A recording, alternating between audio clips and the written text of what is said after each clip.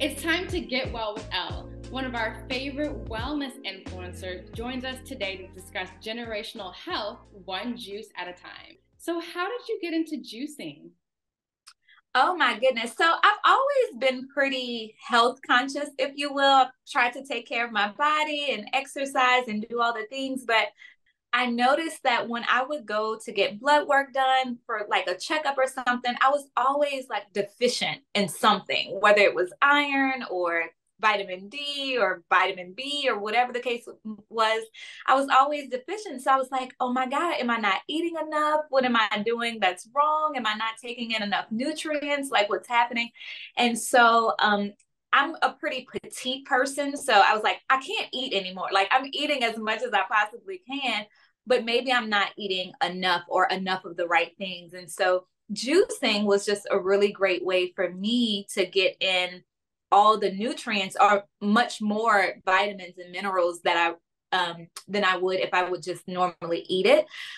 So I started to drink my vitamins and my minerals as opposed to eating it. Because, and I don't know if people realize, like you were supposed to, there are studies that show you're supposed to take in about 4 or 5 servings of fruits and vegetables a day. I don't know very many people at all, like at all, doing that. As a matter of fact, I talk to a lot of people and they are not taking in that many servings of fruits and vegetables. So that was one of the things that was a benefit of juicing for me was I was able to take in many more servings than I was ordinarily. That's so great to hear. A lot of people think that taking just a multivitamin will do it. And a lot of people don't like vegetables, as shocking as that sounds. So this is a fun No, way to just like get in those extra, those nutrients that you really do need. yeah, for absolutely 100%. You'd be surprised, even a lot of adults that don't eat vegetables at all. So it's really important. Yeah. I wanted to know Yeah. what are some things that parents need to stop feeding their kids like immediately? Ooh, I hate to say it, and they're gonna hate me for it. The kids will, but sugar.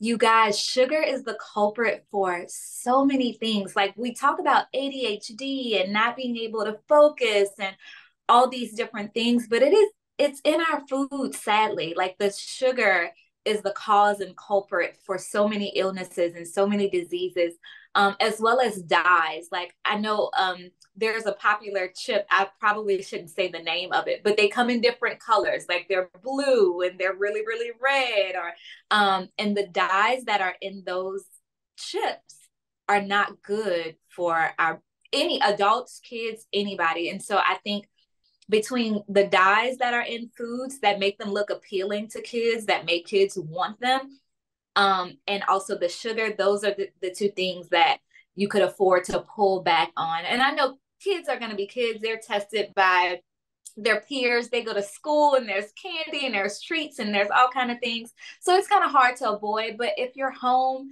and you can control, like, the food that you bring in your home, I would say definitely pull back on the sugar and maybe substitute it for a good fruit or a juice. And there's so many good recipes that you can make for kids that will satisfy them in the same way. That was actually my next question. What is a Yeah. simple and easy recipe that we can make for us, like first time juicers? Oh, yeah, of course. So I would say pair a leafy green with an apple, right? So, and something with high water content. So if you had spinach, cucumber, and an apple. So you have your spinach, which is your leafy green, that's going to give you the folate that you need. That's going to give you the iron that you might need. It's rich in a lot of vitamins and nutrients. So spinach or kale is good. And then you want to combine that with a fruit or vegetable that's high in water content, like cucumber or celery. So now you have spinach, you have cucumber, and then an apple for a little bit of sweetness, because nobody wants to just drink pure vegetable juice. I'm aware of that. That's not going to be good, right? And so the apple is good for you, and also it'll have a hint of sweetness that'll make it palatable for you to drink.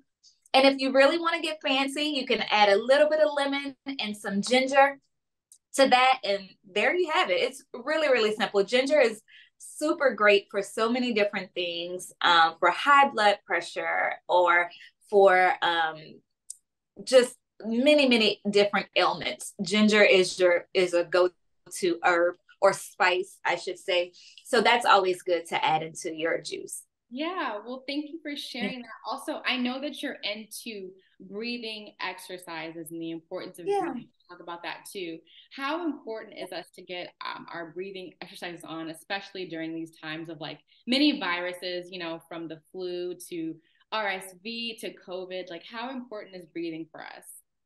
Yeah, I would say breathing and movement too. I love yoga. I love doing breathing exercises. And I know for the first reason people think, oh, breathing exercise to expand your lung capacity and get more oxygen in. And that's true too. But also, people don't understand that it's connected to your nervous system. And your nervous system is directly or your health is directly impacted by your nervous system, right? So most times we're breathing and we don't think about it. Like today, have you taken a deep breath, like consciously? Right. Probably not, you know?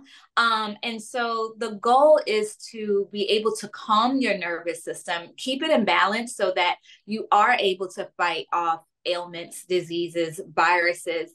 And it's really simple. A lot of people in traditional or Western medicine kind of look at you with the side eye when you mention breathing techniques, because it's simplistic. It doesn't, it's like, that's not hard enough. Like health should be more complex than that. But to be quite honest with you, breathing exercises really do help to combat stress, anxiety, hypertension. Those things can be calmed by simple breathing techniques. So just a simple inhale through your nose, exhale through your mouth once in a while throughout the day when you think about it will definitely help to keep your nervous system in balance. So yes, that's a great practice. That's so great. This has been such Yeah. incredible information for all of our viewers. How can we keep up with everything you're doing and follow you for more tips? Oh yeah, of course. So I am on Instagram. I am on TikTok. I'm not dancing too much on TikTok, but you can find me there at Get Well with Elle on all social media platforms.